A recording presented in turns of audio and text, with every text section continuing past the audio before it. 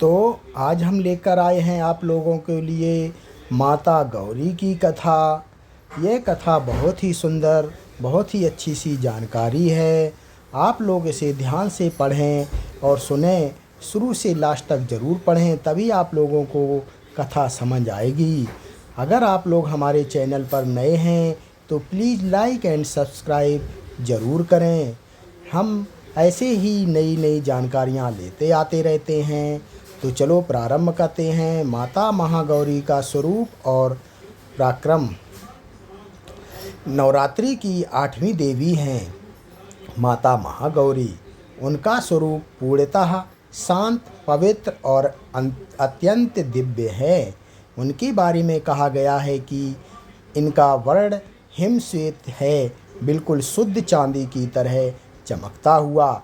इनके वस्त्र भी श्वेत रंग के हैं। इनके 4 हाथ हैं, एक हाथ अभय मुद्रा में और एक वर मुद्रा में रहता है। अन्य 2 हाथों में त्रिशूल और डमरू सुशोभित हैं। उनका वाहन बैल वृषभ है। माता महागौरी का नाम उनके गौरी स्वरूप से पड़ा। उनका रंग गौर है, अतः वे महागौरी कहलाती हैं। प्रकट की कथा। कथा के अनुसार जब माता पार्वती ने भगवान शिव को पति रूप में पाने के लिए कठोर तपस्या की थी, तब उन्होंने कई वर्षों तक घोर जंगल में रहकर भयंकर कष्ट सहा।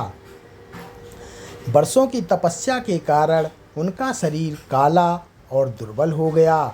उनकी तपस्या से प्रसन्न होकर भगवान शिव ने उन्हें स्वीकार किया। तब गंगा जी ने उनके शरीर को अपने जल से स्नान कराया और वे पूर्णतः श्वेत वर्ण, अत्यंत सुंदर, कोमल और तेजस्विनी हो गईं। तभी उन्हें महागौरी कहा गया। माता महागौरी का तप और कष्ट। माता पार्वती ने हिमालय पर्वत पर रहकर भगवान शिव को पाने के लिए कठिन तपस्या की। कभी वे केवल पत्ते खातीं, कभी केवल जल पीकर रहतीं। कई वर्षों तक तो उन्होंने अन्न और जल भी त्याग दिया। इस तपस्या के कारण उनका शरीर क्षीण और काला पड़ गया। देवता भी उनकी कठोर तपस्या देखकर आश्चर्यचकित हो गए। नारद मुनि ने आकर उन्हें आशीर्वाद दिया और कहा, हे देवी, आपकी यह तपस्या अद्वितीय है और निश्चय ही महादेव को पति रूप में प्राप्त करेंगी। उनकी तपस्या से समस्त ब्रह्मांड में कंपन होने लगा। तब भगवान शिव प्रकट हुए। उन्होंने माता पार्वती को देखा और कहा, हे देवी, तुम्हारे इस तप ने मुझे प्रसन्न कर दिया है। मैं तुम्हें पत्नी रूप में स्वीकार करता हूँ। उस समय तक माता का शरीर तप के कारण अत्यंत दुर्बल और काला हो चुका था। तब गंगा जी ने अपने निर्मल जल से उन्हें स्नान कराया और वे पुनः स्वर्ग जैसी आभा वाली सुंदर गौरी हो गईं। इसलिए उन्हें महागौरी कहा गया। महागौरी और राक्षसों का संहार।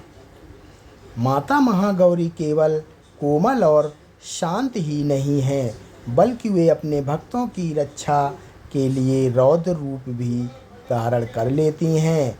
कथा है कि एक बार अरुणासुर नामक राक्षस ने कठोर तप करके वरदान पाया कि कोई देवता, असुर या पुरुष उसका वध ना कर सके।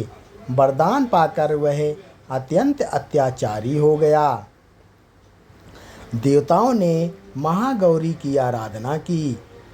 तब महागौरी ने अपने तेज से अंबिका नामक देवी को उत्पन्न किया और उससे राक्षस का संहार कराया।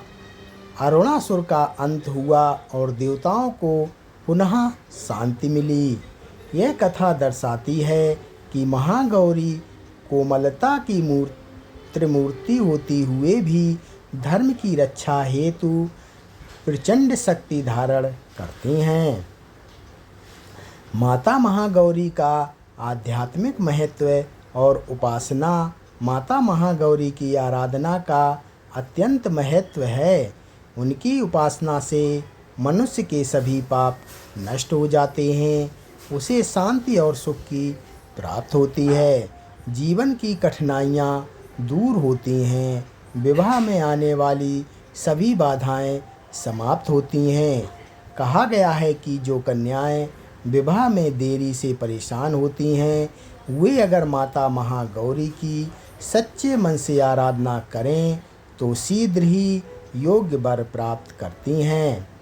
आध्यात्मिक प्रतीक। महागौरी का श्वेत वर्ण यह प्रतीक है कि जब साधक अपने भीतर के अज्ञान और पाप को त्याग देता है, तब उसका मन भी पूर्णतः श्वेत और निर्मल हो जाता है। महागौरी भक्ति, ज्ञान और मोक्ष की प्रतीक हैं। उनका वाहन बैल स्थिरता और धैर्य का प्रतीक है। इस कथा से हमें निष्कर्ष यह मिलता है कि नंबर 1, महागौरी का स्वरूप और प्रकट उनकी कठोर तपस्या और भगवान शिव को प्राप्त करने की कथा। नंबर 3, राक्षसों के संहार में उनकी दिव्य भूमिका। नंबर 4, उनकी आराधना का महत्व और आध्यात्मिक संदेश। तो दोस्तों, माता की यह कथा यहीं संपन्न होती है। अगर आप लोगों को ये कथा अच्छी लगी हो तो प्लीज़ आप लोग लाइक एंड सब्सक्राइब ज़रूर करें और कमेंट में जय जय